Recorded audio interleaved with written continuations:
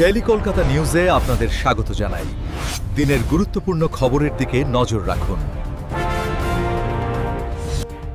নমস্কার বন্ধুরা, আপনারা দেখছেন daily Kolkata news YouTube channel.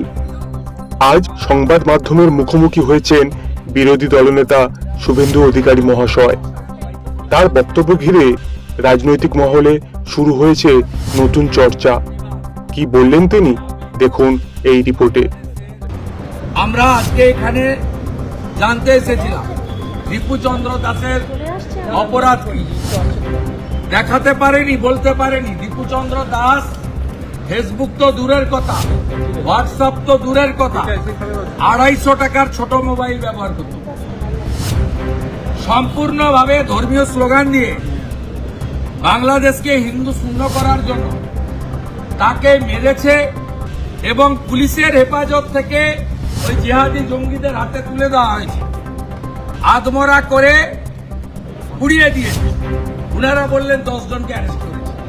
আমাদের মহারাজরা বলেছেন তাহলে বেল পেয়ে যাবেন। আমাদের এই যে প্রবুর মহারাজ ছিলেন বলেছেন বেল পেয়ে যাবেন। ওনারা বললেন বিচার না হওয়া পর্যন্ত বেল পাবেন না, আপনাদের।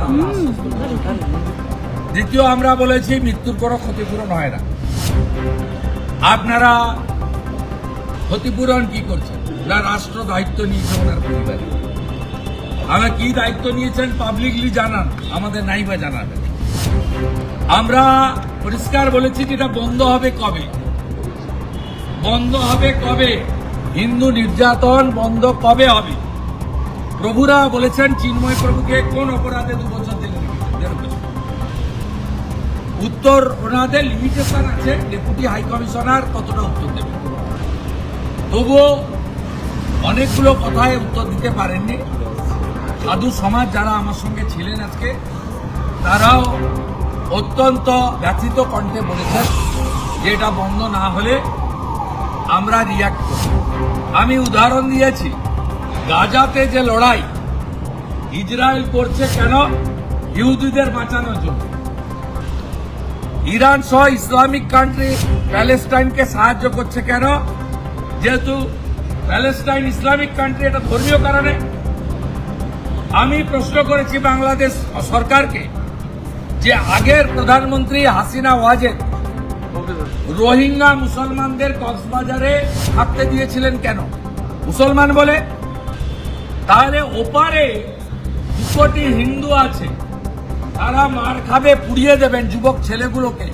এইটুকুটুকু বাচ্চা, তরতাজা সুন্দর সুন্দর যুবক ছেলে, তাদেরকে পুড়িয়ে মারবেন।